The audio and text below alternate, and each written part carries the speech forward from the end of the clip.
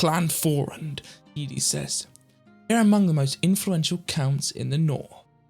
What do you want here? Asks the leader, a young man. Edie steps forward. We fled the rebels from the south.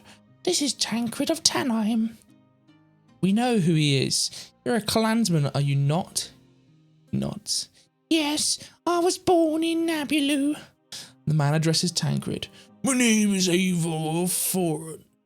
My father, Isidore, sent me to meet you. I've been watching you for some time now. My father remembers the colours of your house from the Pilgrim Wars. He fought with Edmund of Tanheim in the name of Solus. Tancred bows. I remember my father's stories. I'm honoured to meet you. Alva nods. In the name of my father, I offer you a trade. The land north of here once belonged to a noble family. They were our liegemen. But one day the land was plundered by Nine pirates, and the family was taken into slavery. It's been a haven for bandits ever since. If you can drive the bandits from Otu, you can stay and the land will be yours. Wow. That's actually a big offer, offering us to literally take over the land next to them if we can kill the bandits. Fair enough. I don't know how we're going to kill a whole bandit army with just 80 men when these guys probably have hundreds and hundreds of soldiers, but we'll have to figure something out. After a few days, they reach a small town on the coast and scout the place. John and Tancred see bandits camped up in the ruins. They seem unprepared for an attack. Ready to deal with this rabble, Sir Tancred? John asks. They draw their swords. Okay, yeah, this is this is going to be pretty difficult. It's not a crazy big place. It's only a small little camp, but still, 80 men might not be enough to take this place over. So we're in. So far, they've got 7 archers down, but our 5 upgraded knights are actually pretty decent, to be honest with you. 4? What the hell? These guys look badass. At least some of our guys are upgraded though. We've got upgraded swordsmen, upgraded cavalry. The 2 peasants aren't too bad. What the hell? They're spearmen and what the frick? These guys look really good. They don't have too many men, but the men they do have are actually pretty scary. So yeah, this is a little bit worrying. And currently, my archers are just too far away to do anything. That's very annoying. Okay, good. We've got 12 damage off there without taking any casualties. That is very nice. But they do have a few spearmen who I am a little worried about.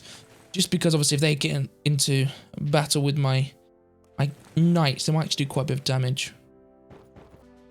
Okay, so my archers now have free reign. Let's take out some of their guys. Just because we can actually kill a party. Remember, it stops them getting the retaliation attacks down on us. So that is good. Also, look at that. Beautiful stuff there. Beautiful stuff. My archers here, I could either take these guys on, but if I come up here, these spearmen are going to be a pain in the ass. But I also do want to try and take out some of these crossbowmen. I'm thinking taking out these peasants is just a nice, easy one. Ooh. Oh, they didn't get any kills off. Beautiful, beautiful, beautiful. We've then got our 11 peasants here who will just do 1 damage. Wow, these knights are still holding on strong. The only problem is, though, they're taking massive penalties. But yeah, our swordsmen here are dishing out damage left, right, and centre to these pathetic raider or pirates, like Neosian pirates, whatever they're called. Let's try and take out these crossbowmen. Instead, no, we're going to take out these axemen here. That frees up my peasants to the side. So these crossbowmen dead here, which leaves just the archers and the enemy spearmen. Perfect stuff.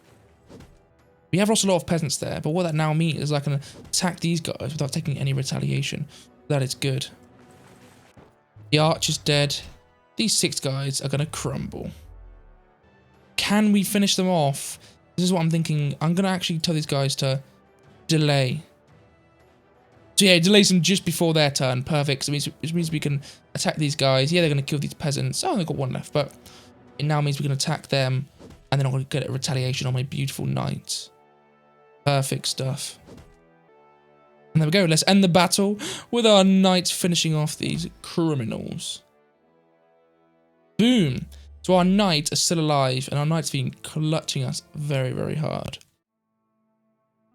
So there we go.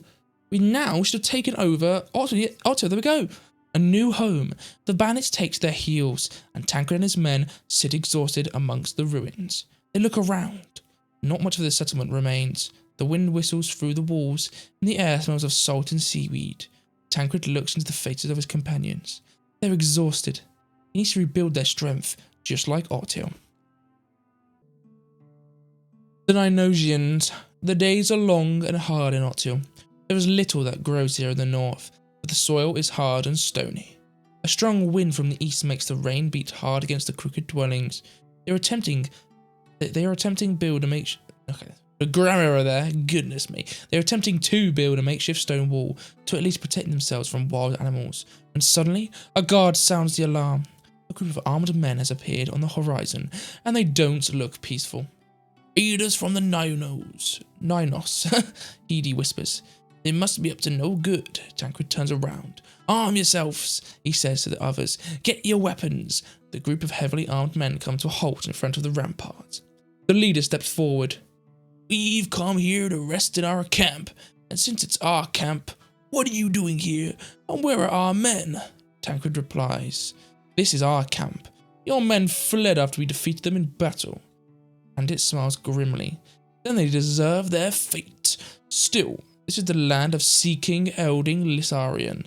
If you want to stay, you must pay 200 gold. You can stay and the matter will be forgotten. If not, then we'll drag you from your miserable dwelling and chain you on our ships as all slaves.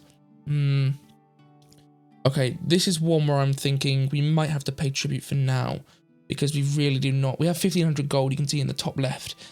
And I don't know how powerful these guys are. We've only got 50 men left.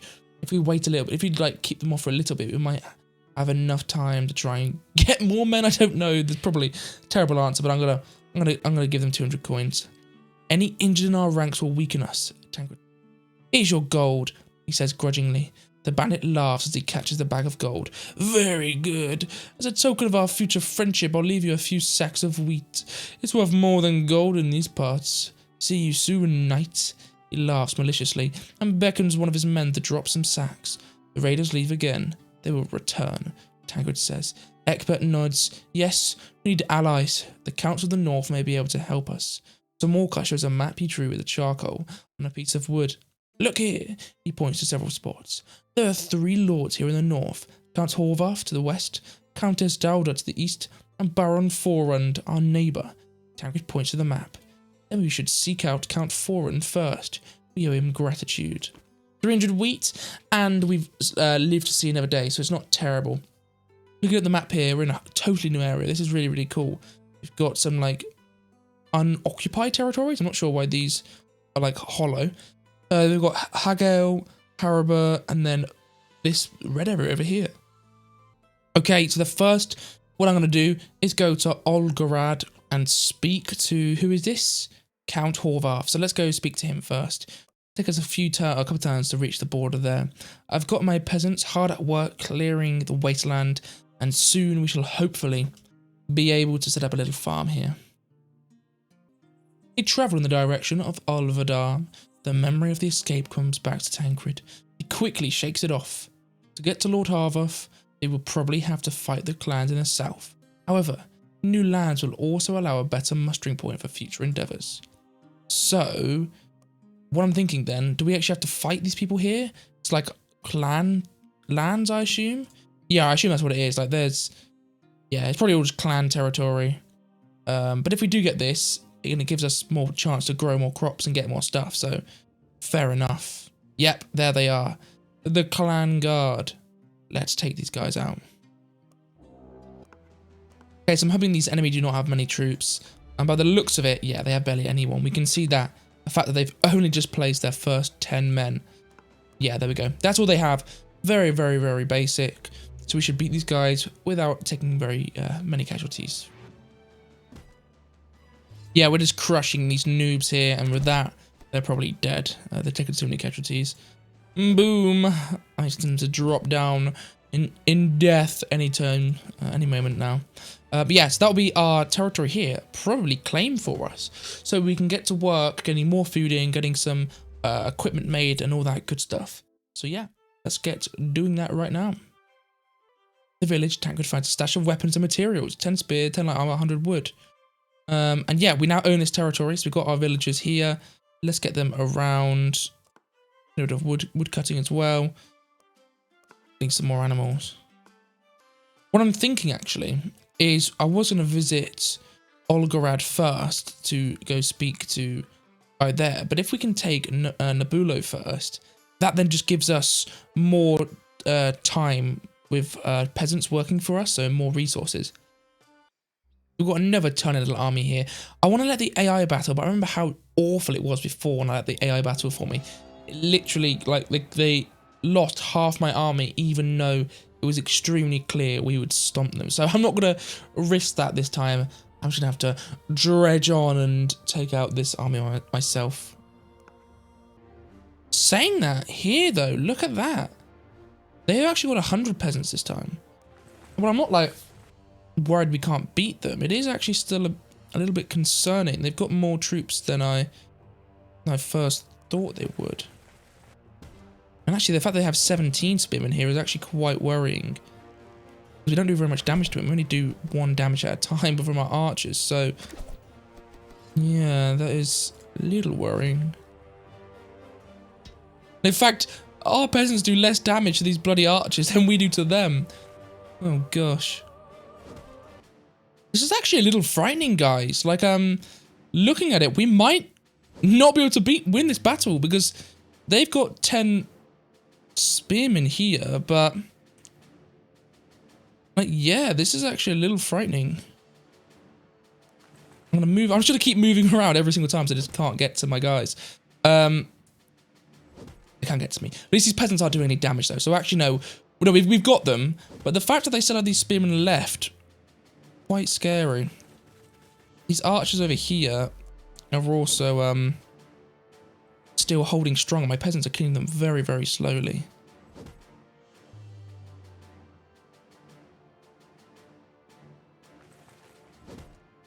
But there we go. Yeah, we should have them any moment now. But yeah, we've taken a lot more casualties than I thought we would. Actually, that's a lie. We barely took any casualties. We barely took any casualties, actually. Boom. There we go. Okay. I don't know what I was talking about potentially losing there. I think I forgot how weak peasants were. So there we go. We've now got Nabulo here. Brilliant. That is another territory under our control. The tower. In good weather, you can see the ruins of a tower from Ottil. It looks like it was destroyed long ago and has weathered over time. Morcar tells Tancred the history of the ruin. This is the northernmost of the 4 towers of the old kingdom of Arbulin. It was built to defend against the pirates. The Counts of the North were obliged to maintain it and keep the light burning. With the disappearance of Queen Alida, the clans of the North no longer saw any point in maintaining it. They forgot their oath, just as they themselves were forgotten by the rest of the realm. Morcar looks at him musingly. You rebuild it? I'm sure they'll remember that oath. They look at the out to the wild sea below for a time before making their way back to Ottil. Okay, so there's a tower. Tancred needs 100 gold, 100 wood, and 150. Okay, so we actually need stone. We don't actually. A silver mine? I've never seen this ever in Rising Lords. Silver mine, place workers to boost your gold income. I've never seen that before. Anything. Okay. Well, anyway, let's make our way to Hogger there. I'm not sure why we can't actually go there. That's very strange. Yeah, I don't actually know how. We'll probably just have to go back here and just move up there. I'm not sure, but yeah, we just have a bit of stuff going on here. I'm gonna turn down my tithe everywhere because I just don't need that much money coming in. There we go. So these places are at least growing quite nicely. Yeah, let's try and get a bit of stone in, but we don't have any stone mines, so I don't know how the hell.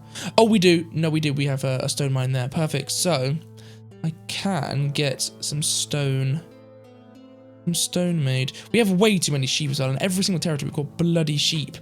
I hate sheep because no, I don't hate sheep. That's a lie. But I think they're the most useless out of all the animal types, or at least once you've got one, you don't need any more because it's very unlikely you'll be making that much light armor. So I probably should actually convert one of these sheep into like cows or something. Okay, we've now arrived in Hagale. They set off on a sunny morning. Tancred slings a knapsack over his shoulder. It would be good if someday we have horses like real knights, John grumbles. Tancred pats him on the shoulder.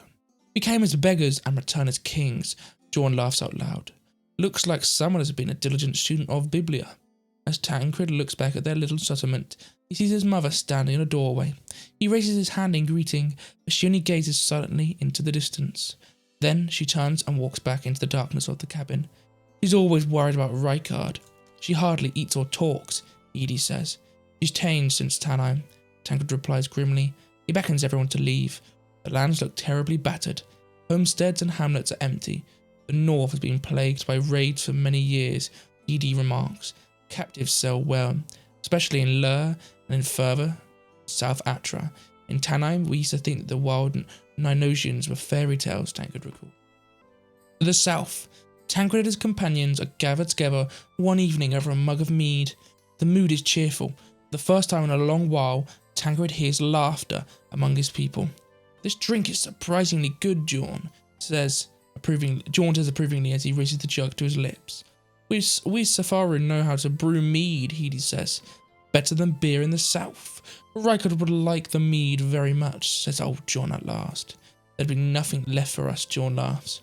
We've heard nothing else, have we, Ava? Asks quietly. Tancred looks at his mother. We must find out how he is, but we can't cross the mountains. The path is blocked by the avalanche, Egbert replies somberly. There's a path to the east, near Nabulo, Edie adds. Lady Ava, Garm and I will continue the search for Rundorf. Regis will travel to Magino to look for Rykard, Egbert proposes. The other companions nod. The next day, the companions set off southwards. Baron Forund. Forund's castle isn't large, but it is well defended. People look at the armed men with suspicion. Welcome to Harabar Castle. Baron Forund greets them. Rest, and tonight there will be feast. We can discuss more important matters afterwards. The hall they are ushered into is stuffy but cosy. Here in the northern Orblin, windows are kept shut, as a wind would otherwise draw the heat from everything. Unfortunately for Tancred, the feast consists mainly of mutton. It takes a bit of getting used to, Egbert thinks. Dawn, on the other hand, shovels it all in. What? He asked Dawn. We've been surviving on fish and stale bread. This is fantastic. Finally, someone with an appetite. Forund laughs. He turns to Tancred. Now, young Tanheimer, you see our problem? They call themselves Sea Kings. They are pirates, thieves, slavers. We Safari used to stand together against these dangers, but those times are long gone. So, young Tanheimer, what is your plan? Show us that you're serious about what you're trying to accomplish, and free us from these plague of pirates. Then we will help you take back Tanheim. As a token of our friendship, I've prepared a wagon with wood and stone for you. Restore Otto to its former glory. Perfect. So with a bit of stone, a bit of wood, oh hey, the tower. Build. Let's get that tower built now. Oh, what's this? Is it under siege or something? Why has it got like a siege thing? So, an alliance with Forund. An alliance should be formed with Baron Forund. He will be grateful for your efforts on the North's behalf. So how the hell do we do that? Oh, how we form an alliance with him? Anyway, I don't know how you form an alliance with him. I am going to move down to Harabar there, so we can actually get the alliance with them. I don't know how the hell we're supposed to get an alliance with Olgarad in time, because by the time we reach here, we're not going to have enough time to reach Olgarad by turn 13, so that is a little bit worrying, but I'm sure we'll figure it out. Lady Dowda. The journey to Harabar takes them further across the northern plains. As they journey into the relentless wind, Lady Dowda greets them coldly. As he did with Forund, Tancred offers to help Harabar drive out the raiders in exchange for her help in the fight against the cultists and reclaiming Tanheim. Lady Dowda shakes her head. No, Nabulo is safe. The pass to the south is closed. The cult cannot harm us here in the north. But his ideas can, Tancred counters. All it takes is a false preacher, a few secret meetings, Lady Dowda remains firm. I do not wish to be drawn into the affairs of House Tannheim. There's a curse on you and all those who follow you. Your fortress that the fool foreigner has given you land. Lady Dowda, don't you see that Alban is in great danger? He exclaims. You'll soon be surrounded by pirates and rebels. The Countess is unimpressed. I knew your father, young Hedy. He used to come to my court to trade furs and wool. I hope you won't disgrace him. We Northerners are better off staying out of big politics. Believe me, our walls are thick and strong. We've always had to deal with the Niosians. I might accept support in another affair soon. Perhaps you would like to prove that you're willing to give before you ask what you can take, Sir Tancred. As they leave, Heidi speaks to Tancred. Lady Dowda is stubborn, but maybe she can be persuaded. Oh gosh. What do we need to do to persuade her? Tancred should improve relations. Oh, the flames kindle brightly once more at the top of the cliff. The beacon is rebuilt. Perfect, we got that done.